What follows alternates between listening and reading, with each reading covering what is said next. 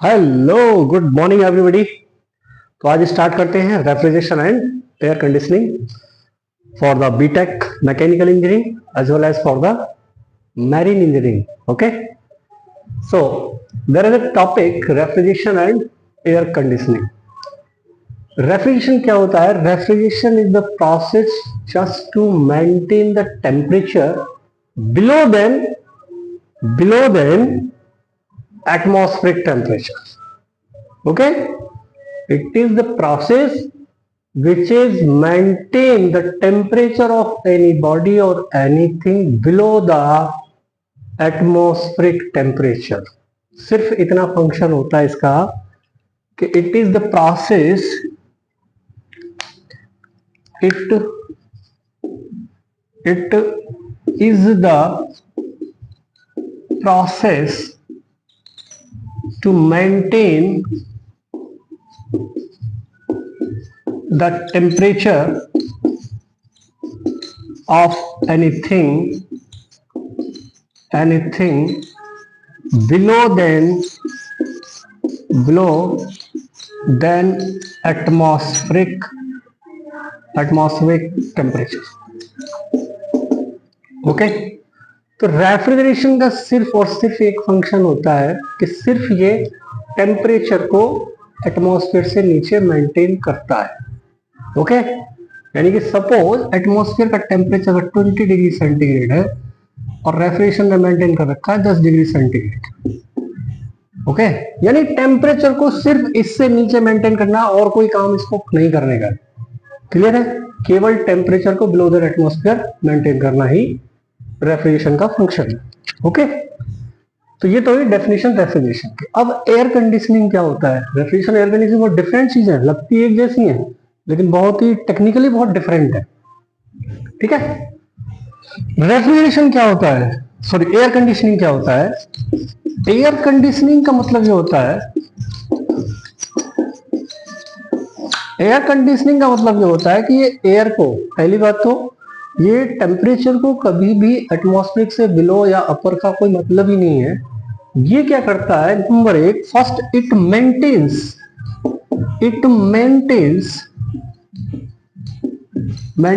Temperature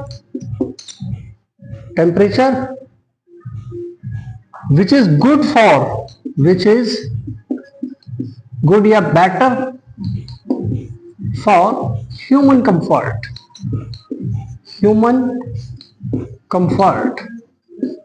यानी कि ये टेम्परेचर को उतना मेंटेन करता है जो ह्यूमन को कंफर्टेबल लगे, इंसान को कंफर्टेबल लगे, उस वहां तक टेम्परेचर मेंटेन करता है।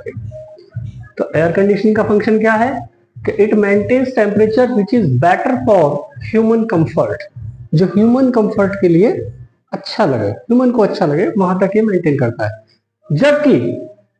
जबकि रेफ्रिजरेशन ऐसा नहीं करता है। रेफ्रिजरेशन को ह्यूमन से मतलब ही नहीं है कोई कि आपको अच्छा लगता है नहीं लगता है, उसको सिर्फ temperature below than atmosphere maintain करना है। क्लियर है? ओके, दूसरा काम क्या करता है एयर कंडीशनिंग?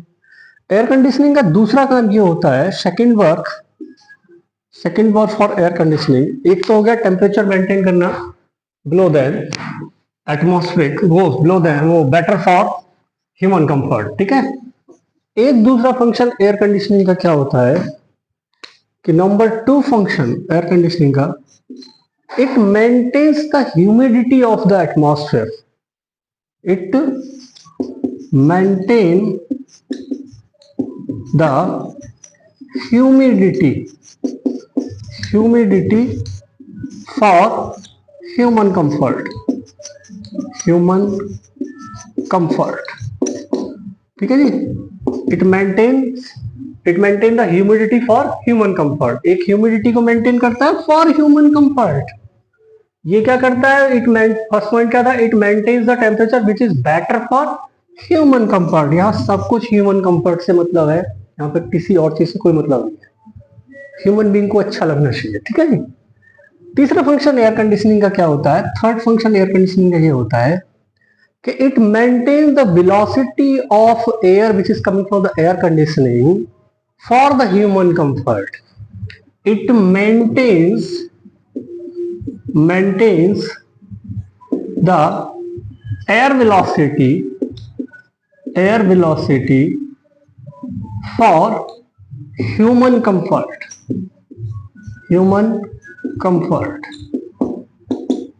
ओके, तो ह्यूमन कंफर्ट में एयर वेलोसिटी, जैसे सपोज मान लीजिए इस रूम में एयर कंडीशनिंग लगा हुआ और एयर कंडीशनिंग को हम इतनी तेज चला दे कि जस्ट लाइक ऐसे साइक्लोन आ गया, तूफान आ गया, ऐसा हो सकता है? नहीं होता ना। तो एसी तो आराम से चलता है, ठंडी ठंडी हवा हमें लगती रहती है। क्लियर है? ऐसा नहीं है कि आप कॉपी किताब पेपर ये सब रखे हुए उड़ जाए एकदम आंधी की तरह। कूलर और एसी में यही फर्क होता है, कूलर वेलोसिटी मेंटेन नहीं करता है, एसी वेलोसिटी मेंटेन करता है, विच is better comfortable for the human comfort. Okay, तीसरा पॉइंट ये हो गया। एक क्या हो गया? एयर वेलोसिटी, एक क्या हो गया? ह्यूमिडिटी, एक क्या हो गया? टेम्परेचर। 3 पॉइंट हो गए। फोर्थ पॉइंट क्या होता है कि it maintains fourth point, it maintains quality of air for human comfort. 4 चीज हो गई। ऐसा नहीं है कि कोई भी एसी उल्टी सीधी गंदी हवा भेज दे, बदबूदार हवा भेज दे, ऐसा कुछ नहीं होता है। एसी फिल्टराइज करता है, पूरा फिल्टर करता है। एसी फिल्टर होता है ना एयर कंडीशनर में, तो जितने भी डर्ट पार्टिकल होते हैं सबको वो रोक देता है और एक फ्रेश एयर को ही रूम में भेजता है। फ्रेश एयर को ही एयर कंडीशनिंग स्पेस में भेजेगा जहां पे वो वर्क कर रहा है। क्लियर? तो चौथी चीज क्या हुई? Fourth point is quality of air velocity, air quality, air humidity और एयर टेम्परेचर। 4 पॉइंट हो गए। फिफ्थ पॉइंट क्या होता है? फिफ्थ पॉइंट होता है इसका नहीं, 4 ही पॉइंट है मेन। ये main 4 functions of air conditioning. Okay, 4 function होते हैं एयर कंडीशनिंग, जबकि रेफ्रिजरेशन का केवल एक फंक्शन होता है। रेफ्रिजरेशन का केवल एक फंक्शन होता है। रेफ्रिजरेशन का फंक्शन क्या होता है? क्या बताया था मैंने? It maintains temperature below than atmosphere. Atmosphere temperature केवल इतना काम करता है, टेम्परेचर को एटमॉस्फेयर से नीचे मेंटेन करता है। अब चाहे उसमें ह्यूमिडिटी बढ़ रही हो या कुछ भी बढ़ रहा हो, इससे उसे कोई मतलब नहीं है, सिर्फ just below temperature below than atmosphere. Okay, इसी समझ में आई? अच्छा जी, अब आगे बढ़ते हैं। अब नेक्स्ट क्या है? ये तो एसी हो गया, रेफ्रिजरेशन की डेफिनेशन हो गई। ठीक है जी, एफ ए और रेफ्रिजरेशन और एयर कंडीशनिंग की डेफिनेशन। अब अगला पॉइंट क्या होता है? रेफ्रिजरेशन होता क्या है, रेफ्रिजरेशन कैसे वर्क करता है, क्या होता है, देखते हैं। ओके जी, अब आता है रेफ्रिजरेशन। शुरुआत करते हैं रेफ्रिजरेशन। एक और इंपॉर्टेंट पॉइंट आपको बता देता हूँ चलते चलते। रेफ्रिजरेशन एयर कंडीशनिंग में एक और इंपॉर्टेंट डिफरेंस होता है, बहुत इंपॉर्टेंट डिफरेंस, जो बहुत लोगों को पता नहीं होता है। रेफ्रिजरेशन पे जो कैलकुलेशंस होती है, calculations are done on refrigerant conditions, refrigerant conditions. Okay, जबकि एयर कंडीशनर में जितनी भी कैलकुलेशंस होती हैं, जो भी कैलकुलेशंस होती हैं, डन ऑन एटमॉस्फेरिक एयर, यानी इसका जितना भी कैलकुलेटिव पार्ट होता है, यानी कि इसका जो कैलकुलेशन नहीं कह सकते, हम एनालिसिस कह सकते हैं। चलो, एनालिसिस, इसमें जो एनालिसिस होता है सब कुछ रेफ्रिजरेंट के ऊपर होता है, और इसमें जो एनालिसिस होता है वो एटमॉस्फेरिक एयर के ऊपर होता है। ये मेन डिफरेंस है। इसमें जितनी भी कैलकुलेशन होगी सब एटमॉस्फेरिक एयर के लिए होगी, एटमॉस्फेरिक एयर पर होगी, और इसमें जितनी भी कैलकुलेशन होगी वो रेफ्रिजरेंट पर होगी। इसको एटमॉस्फेरिक एयर से कोई मतलब नहीं है, इसको रेफ्रिजरेंट से कोई मतलब नहीं है। यहाँ पे काम क्या करेगा? एटमॉस्फेरिक एयर पे कैलकुलेशन होगी। क्लियर है? मेन डिफरेंस समझ में आया? ओके जी, आगे बढ़ते हैं। अगला क्या है भाई, रेफ्रिजरेशन में कौन कौन सी प्रोसेस होती है रेफ्रिजरेशन की? रेफ्रिजरेशन की कौन कौन सी प्रोसेस होती है? प्रोसेस जो मेन कॉमर्शियली यूज होती है सबसे ज्यादा जो मेन कॉमर्शियल यूज होती है रेफ्रिजरेशन साइकिल, वो होती है vapour compression cycle. Vapour compression refrigeration cycle, refrigeration cycle, vapour compression refrigeration cycle, very very important for the every exam, it is very important. It में भी बीटेक, कोई भी exam हो, कॉम्पिटिटिव एग्जाम हो, ES IAS whatever जो भी है, बगैर इसके रेफ्रिजरेशन कंप्लीट नहीं होता। ठीक है, ऑल कमर्शियल रेफ्रिजरेशन सब वेपर कंप्रेशन साइकिल पे वर्क करता है, मोस्ट प्रोबेबली 90%, 10% फिर और भी आते हैं। नेक्स्ट होता है इसमें air refrigeration. Air refrigeration next आता है इसमें vapour absorption refrigeration system. Vapour absorption refrigeration system. ठीक है जी, क्लियर? और भी बहुत सारे इनके बाइफर्केशन से अलग अलग पार्ट है इनके। मेन तो ये है आपका vapour compression cycle, air refrigeration, vapour absorption. तो वेपर कंप्रेशन साइकिल को स्टार्ट करते सबसे पहले ये होती क्या है, ठीक है जी? Vapour compression refrigeration cycle,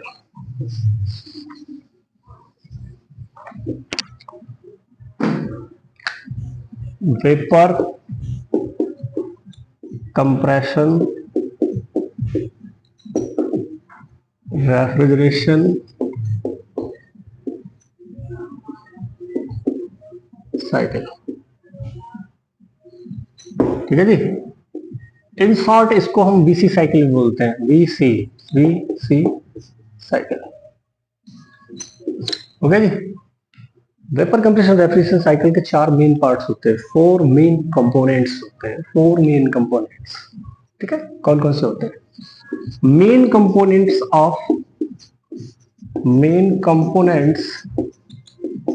of VC cycle. Number 1 is compressor,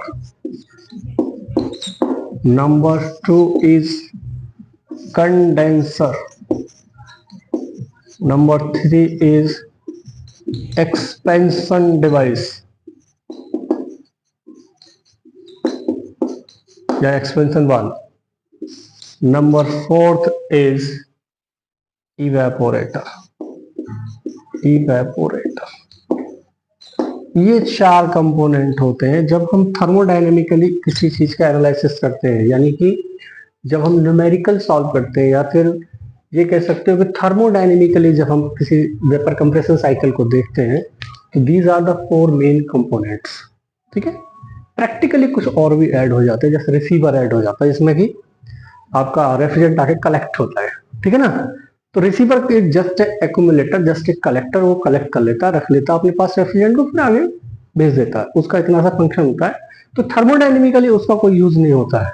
ठीक है नहीं, तो थर्मोडायनेमिकली जब हम किसको पढ़ते हैं, यानी कि थर्मोडायनेमिक्स अकॉर्डिंग इसको जब पढ़ेंगे, तो ये 4 मेन कंपोनेंट होते हैं जिनमें मेन फंक्शंस होता है। क्लियर है क्या होता है वेपर कंप्रेशन साइकिल में? अब इसका देखो कंपोनेंट, 4 कंपोनेंट हो गए। डायग्राम देख लो इसका, पहले इसका स्कीमेटिक डायग्राम देखो और फिर इसका पीवी और टीएच दिखाता हूं। स्कीमेटिक डायग्राम में क्या होता है कि सबसे पहली डिवाइस होती है आपकी कंप्रेसर। ठीक है जी, क्लियर? कंप्रेसर से निकलने के बाद ये हो गया आपका सी फॉर कंप्रेसर। कंप्रेसर से जाते हैं रेफ्रिजरेंट किसमें? कंडेंसर में। कंडेंसर के बाद किसमें जाता है? एक्सपेंशन डिवाइस होती है, उसमें जाता है, और एक्सपेंशन डिवाइस के बाद किस में जाता है, ये इवेपोरेटर हो जाता है। इवेपोरेटर, और इवेपोरेटर के बाद ये वापस कंप्रेसर में चला जाता है। ओके, चार कंपोनेंट होते हैं ये आपकी एक्सपेंशन डिवाइस। ठीक है जी। कैसे वर्क होता है, वर्क कैसे, एक सेकंड में देखता हूँ जरा कि वीडियो पूरी आ रही है ना। ओके, यहाँ भी आ रही, इधर भी आ रही है। तो कंप्रेसर कैसे कैसे वर्क करता है, अब दो डायग्राम और साथ साथ समझते चलना, बिल्कुल साथ साथ ही समझाएंगे, तो वरना समझ में नहीं आते फिर ये, अदरवाइज ये चीज समझ में आती नहीं फिर।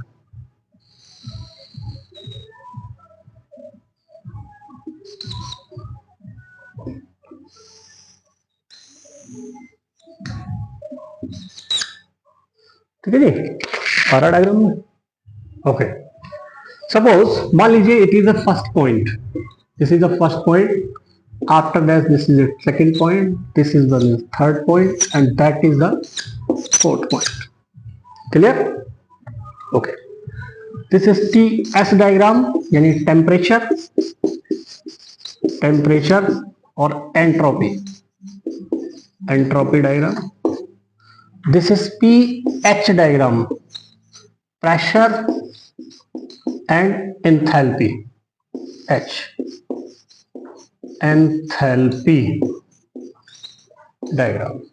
ओके जी, ये डायग्राम जो बनते हैं जो कि इस तरीके से बनते हैं, कुछ लाइक दैट, जस्ट लाइक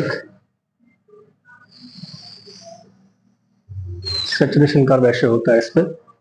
ठीक है जी, और इस पर जो सैचुरेशन, नहीं सॉरी ये गलत बना दिया, इस पर जो सैचुरेशन कर्व होता है वो कुछ इस तरीके से होता है, और इस पर जो सैचुरेशन कर्व बनता है वो इस तरीके से बनता है, पीएच डायग्राम। ओके, ये सैचुरेशन कर्व। सैचुरेशन कर्व का मतलब क्या होता है कि इसके बीच में लिक्विड प्लस वेपर, इधर टोटल वेपर, ठीक है, और यहां पर प्योर लिक्विड, प्योर वेपर और सुपर हीट। सैचुरेशन कर्व आपने थर्मोडायनेमिक्स से पढ़ा होगा, ये बताएंगे तो बहुत लंबा लेक्चर हो जाएगा। ठीक है जी, चलो स्टार्ट करते हैं। पॉइंट 1, देखो कंप्रेसर क्या होता है। कंप्रेसर एक ऐसी डिवाइस होती है जो कंप्रेस करती है। अब कंप्रेस आप सिर्फ गैस को कर सकते हो, लिक्विड को कंप्रेस नहीं कर सकते हो। बात आ रही समझ? कंप्रेसर क्या करता है, गैस को कंप्रेस करता है। तो वेपर से जो यहां से जो वेपर फॉर्म में रेफ्रिजरेंट आता है, रेफ्रिजरेंट समझ रहे हो ना, रेफ्रिजरेंट वो चीज होती है जो लिक्विड होता है, जो जिसे हम गैस कहते हैं कि फ्रिज में गैस खत्म हो गई, गैस भरवा दो, ठीक है ना, क्लियर है। वो गैस जो होती है ना वो रेफ्रिजरेंट होता है। रेफ्रिजरेंट एक केमिकल है जो केमिकल इन पूरे में रन करता है सारी डिवाइस में, क्लियर है। ओके, तो यहां से वेपर फॉर्म में, वेपर फॉर्म में यहां से आएगा एवापोरेटर से, कैसे, और इसमें जाएगा एक कंप्रेसर में।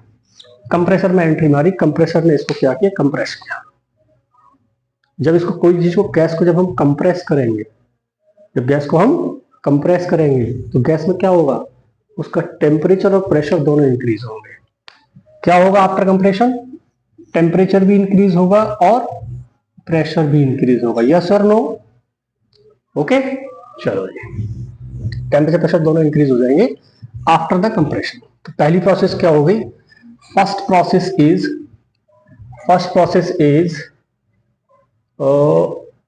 4 to 1, इसको चेंज कर लो नाम को, इसको कर लो, यहां से स्टार्ट करो, 1, that is 2, that is 3 and that one is 4।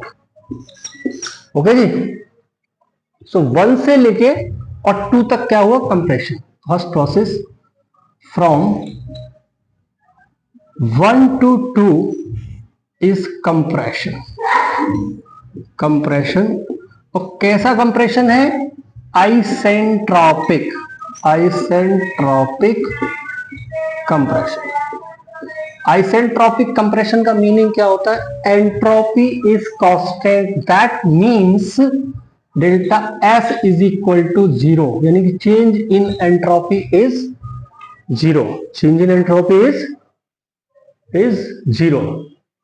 तो चेंज इन एंट्रोपी यानी डेल्टा एस दिखाई नहीं दे रहा, बोर्ड पर होता 1 से 2, 1 से फ्रॉम 1 to 2 isentropic compression.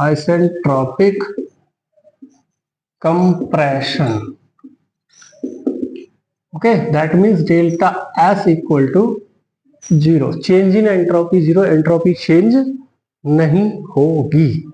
जब एंट्रोपी चेंज नहीं होगी और 1 से 2 लेके चल रहे हैं हम, तो सपोज मान लीजिए एवापोरेटर से जब ये निकल के आ रहा है तो कंप्लीट वेपर बनना है, टोटल सैचुरेटेड वेपर। तो मान लीजिए पॉइंट यहां पर है, सपोज पॉइंट 1।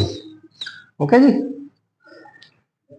वेपर है, वेपर फॉर्म में बनाया है क्योंकि इधर वेपर होती है, इधर लिक्विड होता है। इसके सैचुरेशन कर्व पे भाई, इसके इधर लिक्विड इधर वेपर, ठीक है जी। 1 से 2 आइसेंट्रोपिक कंप्रेशन। जब आइसेंट्रोपिक कंप्रेशन होगा that means entropy is constant, तो लाइन बिल्कुल यहां से सीधी जाएगी like that 1, that is point 2। Clear? तो एंट्रोपी जो होगी S1 equal to S2, S1 equal to S2, यानी कि चेंज क्या हो जाएगा इसका, delta S change S2 minus S1 0, isentropic compression. Okay जी। अब क्या होगा, यहां से देखो, ध्यान समझना बिल्कुल। यहां पे इस पॉइंट को अगर हम लिया जाए तो टेम्परेचर इंक्रीज हुआ, यस और नो? टेम्परेचर बढ़ा, यानी T1 से कहां पहुंच गए हम, T2 तक। टेम्परेचर इंक्रीज हुआ, यस और नो? हुआ ना? ओके। प्लस प्रेशर भी इंक्रीज हुआ। क्यों? क्योंकि इस कर्व में क्या होता है, इस टीएस कर्व में प्रेशर की लाइन इस तरीके से चलती है लाइक दैट। ध्यान हो तो आपको, इस तरीके से चलती है प्रेशर की line like that. Okay, clear है? तो ये क्या होती है, प्रेशर कांस्टेंट लाइंस होती हैं। यहाँ पे सीधी हो जाती है प्रेशर कांस्टेंट लाइन, और यहाँ पे इधर चलती है ऐसे लाइक दैट। क्लियर? अब क्या है, अब क्या होगा 1 से 2 हो गया। अब 2 से 3 क्या होता है, कांस्टेंट प्रेशर प्रोसेस होती है इसमें। 2 to 3, इसको एक्सपेंशन डिवाइस में लिख देते हैं, एक्सपेंशन डिवाइस दिस। तो दूसरा पॉइंट क्या होगा, 2 to 3, 2 से 3 क्या हुआ, ये कंडेंसर है। कंडेंसर इज जस्ट ट्यूब्स, ये ट्यूब होती है और कुछ नहीं होती, इसका और कोई काम नहीं होता। ट्यूब का जाल होता है, ट्यूब लाइक डेटा चलती रहती है, इस तरीके से ट्यूब्स होती हैं। अब इसमें जितने प्रेशर से यहाँ पर एंट्री मारा है, सपोज जितने प्रेशर से यहाँ पर एंट्री किया होगा, एक ट्यूब लाइक एस ट्यूब होती है, जितने प्रेशर पे एंट्री किया होगा फिर उतने प्रेशर बाहर आ जाएगा, कोई दिक्कत, प्रेशर चेंज नहीं हुआ ना। तो क्या होता है कि ये कांस्टेंट प्रेशर होता है, इसमें pressure is equal to constant. लेकिन इसमें काम होता है, एक काम क्या होता है कि जब ये टेम्परेचर 1 से 2 कंप्रेशन हुआ था तो इसमें टेम्परेचर इंक्रीज हुआ था, तो हीट इंक्रीज हो जाएगी, बढ़ जाएगा, गर्म हो जाएगा, हीटअप हो जाएगा वो। तो यहां पर क्या होता है कि हीट को रिजेक्ट किया जाता है। सपोज यहां से कि कूलिंग वाटर यहां से इन हो रहा है, कूलिंग वाटर यहां से इन हुआ और यहां से cooling water, hot water out हो गया, हॉट वाटर, ठीक है जी। तो ये क्या करेगा, इस रेफ्रिजरेंट की हीट को एब्जॉर्ब करके यहां से निकल जाएगा, यानी कि यहां पर अल्टीमेटली क्या हो जाएगा, हीट का रिजेक्शन। यहां से हीट क्या हो जाएगी, रिजेक्ट हो गई, यहां बाहर निकल गई हीट, एटमॉस्फेयर में भेज दी इसने, एटमॉस्फेयर भेज दी। तो 2 से 3, from 2 to 3 constant pressure heat rejection, heat rejection. Okay जी, कांस्टेंट प्रेशर हीट का रिजेक्शन हो गया। ओके, अब क्या है, अब रेफ्रिजरेंट 3 पॉइंट से यहां पे आएगा एक्सपेंशन डिवाइस। और ध्यान से देखो, कांस्टेंट प्रेशर, इसको साथ साथ देखो, कांस्टेंट प्रेशर हीट का रिजेक्शन हुआ है, तो कांस्टेंट प्रेशर लाइन ऐसे चल रही है ना, यहाँ पे ये वाली लाइन कांस्टेंट प्रेशर की है, तो इधर जब चलेगी तो ऐसे चलेगी, और जब इसके कर्व के बीच में चलेगी तो हॉरिजॉन्टल चलेगी एकदम, फिर ऐसे चलेगी लाइक दैट। तो 2 पॉइंट पे थे हम और इस 2 पॉइंट से सीधा इसके पैरेलल आएंगे, देन ये सीधा चलेंगे हम इस तरीके से। यानी कि हमने ये मान लिया, यदि अभी मान के चलते हैं कि यहाँ पे जब वेपर एंट्री की थी यहाँ कंप्लीटली लिक्विड बन गया, वेपर की जब हीट निकाल दी गई, हीट यहाँ पे रिजेक्ट कर दी गई बाहर, तो जो वेपर एंट्री की थी यहाँ पे कंप्लीटली लिक्विड बन गया। कंप्लीटली क्या बन गया यहाँ पे? लिक्विड। यहाँ पे क्या एंट्री मारी थी? वेपर एंट्री मारी थी, ठीक है जी। तो कंप्लीटली लिक्विड ये बन गया। इस लाइन को मिटा दूं, इसकी कोई जरूरत नहीं, क्योंकि ये सिर्फ समझाने के लिए था कि लाइन कैसे चलती है। ओके जी। तो 2 3 पॉइंट, ये आ गया पॉइंट 3। ओके, क्या हुआ? पॉइंट 3 पे आ गए हम। चलो, अब पॉइंट 3 के बाद एक्सपेंशन डिवाइस 3 से 4, 3 to 4, process number 3, from 3 to 4, इसको बोलते हैं हम आइसेंथैल्पिक प्रोसेस। आइसेंथैल्पिक मीनिंग एंथैल्पी कांस्टेंट, जितनी एंथैल्पी से वो एंट्री मारेगा यहाँ पे, उतनी ही एंथैल्पी से बाहर निकल के आएगा 4 पॉइंट पे।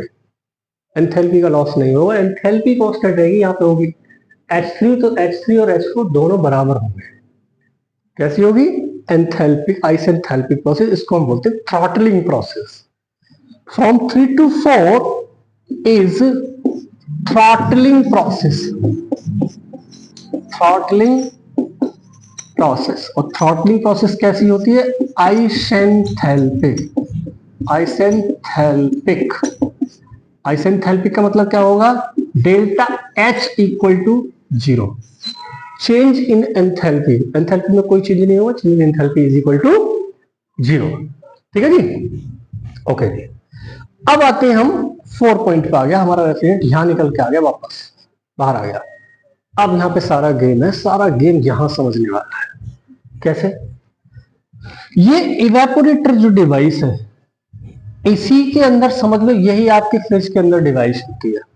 जो सारी हीट को, आपने जो खाना रखा, आपने जो अपना दूध रखा, दही रखा फ्रिज के अंदर, उस सब की हीट को एब्जॉर्ब करके यहीं से निकल जाता है रेफ्रिजरेंट आगे की ओर। Got it? तो मान लीजिए सपोज कि आपने यहाँ पे अपना फूड रख दिया है, तो रेफ्रिजरेंट जो आएगा यहां से, अब रेफ्रिजरेंट ठंडा हो गया है, ध्यान रखना, क्योंकि आइसेंथैल्पिक प्रोसेस क्या हुआ? आइसेंथैल्पिक प्रोसेस, प्रेशर डाउन होगा, एंथैल्पी कांस्टेंट रहेगी। प्रेशर डाउन होगा, टेम्परेचर और प्रेशर दोनों डाउन होंगे 3 to 4 पॉइंट। ठीक है जी, 3 to 4 पॉइंट। पहले ये समझ लो, फिर इसको समझाऊंगा बन रहेगा। ठीक है, 4 पॉइंट पे आ गए। अब रेफ्रिजरेशन इफेक्ट शुरू होगा। तो अब क्या होगा? ये जो रेफ्रिजरेशन आपका एंटर मार रहा है यहाँ से, बिल्कुल चिल्ड है, ठंडा है, टेम्परेचर डाउन हो गया यहाँ से यहाँ। यस और नो? ठंडा हो गया यहाँ से यहाँ पे आ गया कि टेम्परेचर आपका डाउन हो गया, ये ठंडा हो गया। अब ये खुद ठंडा हो गया। जब ये खुद ठंडा हो गया तो यहाँ पे आपने खाना रख दिया है गर्म, तो उसकी हीट को एब्जॉर्ब करके निकलेगा आगे, नहीं निकलेगा? बता रही समझ में? यस और नो? हाँ जी। तो यहां से जब ये एंट्री मारेगा तो यहाँ की सारी हीट को अपने अंदर एब्जॉर्ब कर लेगा। क्या एब्जॉर्ब करेगा? हीट, यानी क्यू को एब्जॉर्ब करके यहां से बाहर निकल जाएगा 1 पॉइंट पर। तो यहां पे क्या हुई है? Heat absorb, Q A. क्या हुआ यहां पर? क्यू ए हीट एब्जॉर्ब हुई है इसके अंदर। यहां पे क्या हुआ था? हीट रिजेक्ट हुई थी। तो 4 to 1, 4 से 1 नंबर, प्रोसेस 3 4, फोर्थ प्रोसेस क्या हो जाएगी भाई? From 4 to 1, constant pressure heat absorb. Constant pressure heat absorb, heat absorb हो गई। और this is nothing but, this is called refrigeration effect. Refrigeration effect, refrigeration effect. Okay जी, clear है? तो यहां से क्या करेगा, ये हीट को, यहां पर जो आपने फूड रख रखा है, यहां से इस फूड के हीट को एब्जॉर्ब कर लेगा। ये रेफ्रिजरेंट आगे की और यहां से रन हो जाएगा। यहाँ पे तो क्या होगा आपका, क्यू एब्जॉर्ब होगा, ये सर नो, क्या हुआ यहाँ पे, क्यू एब्जॉर्ब, यहाँ पे क्या हुआ था, क्यू रिजेक्ट। Got it. 1 से और 2 क्या हुआ था, कंप्रेसर है, कंप्रेसर को हमें बिजली देनी पड़ेगी, एनर्जी देनी पड़ेगी। तो ये क्या है, यहाँ पे वर्क इन हुआ है, वर्क इन हुआ यानी आपने वर्क दिया है सिस्टम को। क्लियर है, चलो जी। और यहाँ पे क्या है, आइसेंथैल्पिक प्रोसेस यानी डेल्टा एच इक्वल टू 0। अब इस डायग्राम को समझिए, बहुत इंपॉर्टेंट है। कैसे, पॉइंट 1 से स्टार्ट करी थी हमने, 1 से 2, 1 यहां पर था, आइसेंट्रोपिक प्रोसेस है पहली, 1 से 2 आइसेंट्रोपिक कंप्रेशन। ठीक है, तो कंप्रेशन होगा तो प्रेशर इंक्रीज होगा, यस और नो। तो ये प्रोसेस इस तरीके से चलेगी, हाँ या ना। भाई प्रेशर इतना था यहाँ पे अभी, अब प्रेशर कितना हो गया, इतना हो गया, प्रेशर इंक्रीज हुआ नहीं हुआ, हुआ ना, प्रेशर इंक्रीज हुआ। तो 1 से 2, क्लियर। ये क्या है, यहाँ पे वर्क इनपुट दिया आपने। अब 2 to 3, 2 से लेके 3 तक कांस्टेंट प्रेशर हीट रिजेक्शन। तो कांस्टेंट प्रेशर रहेगा, प्रेशर बिल्कुल कांस्टेंट रहेगा, वैसे सीधे आ जाओ बिल्कुल यहां तक आ गए, constant pressure heat rejection, pressure constant. Okay जी, ओके। अब क्या करना है, अब आइसेंथैल्पिक प्रोसेस, ध्यान देना, ये यहां पर एक कर्व बनता है, it is just like a curve, okay. लेकिन यहां पे सीधी लाइन बनेगी, क्योंकि आइसेंथैल्पिक है भाई, H3 और H4, H3 is equal to H4 होना चाहिए, तभी तो आइसेंथैल्पिक प्रोसेस होगी।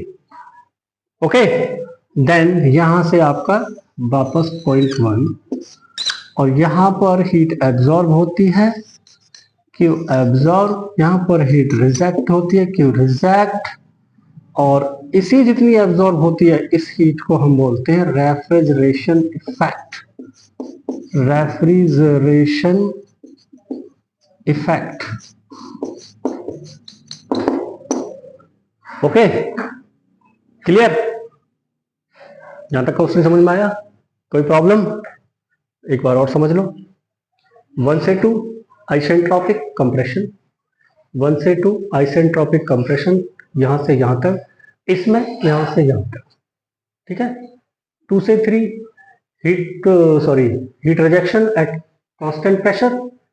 तो कांस्टेंट प्रेशर लाइन इसमें कैसे चलती है, यहां से इधर कर्व में तो ऐसे चलेंगी, यानी कर्व के बाहर तो इंक्लाइन चलती है ये लाइनें, कर्व के अंदर सीधी चलती है लाइनें, कर्व के बाहर फिर इंक्लाइंड हो जाती हैं। क्लियर है, तो ये 2 से 3 कंडेंसर हीट का रिजेक्शन। 3 से 4, 3 से 4 क्या है, आइसेंथैल्पिक यानी throttling process, isenthalpic process, delta H change in enthalpy 0, ठीक है। 3 से 4, 3 से 4, क्लियर है। 4 to 1, 4 से 1 क्या हुआ, हीट एब्जॉर्ब, जो आपने खाना रखा था फ्रिज के अंदर, वो सारा खाना सारी हीट को एब्जॉर्ब कर लेगा, उसको ठंड, जब उसकी हीट को एब्जॉर्ब करेगा तो खाना ठंडा हो जाएगा, समझ आई, तो खाना ठंडा हो जाएगा, इसकी हीट को एब्जॉर्ब करके रेफ्रिजरेंट आगे की ओर निकल जाता है। क्लियर, तो ये आपकी सीधी सी कहानी है इसकी।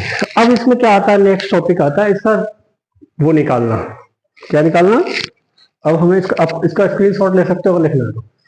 अब हमें निकालना है इसका सीओपी। सीओपी है क्या, सीओपी हम निकालते क्यों, सीओपी हम निकालते क्यों, सीओपी है क्या, पढ़ते क्यों इसको, सीओपी को हम कभी सोचा है, किसी ने बताया है।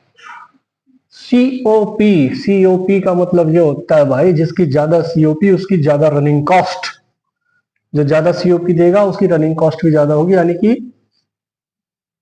इनिशियल कॉस्ट कम या ज्यादा हो सकती है, लेकिन रनिंग कॉस्ट का मतलब ये होता है कि उसको रन करने के लिए, उसको आगे बढ़ाने के लिए कितनी, उसको चलाने के लिए, उसको चलाने के लिए कितना खर्चा हो रहा है, that is the running cost. Okay जी, तो सीओपी का मतलब क्या होता है, सीओपी का मतलब होता है, COP that is coefficient of performance. ध्यान दो, हम इसकी इफिशियंसी भी निकाल सकते थे, हमने सीओपी क्यों निकाला? एफिशिएंसी तब निकालते हैं बच्चे जब कोई चीज वर्क देती है।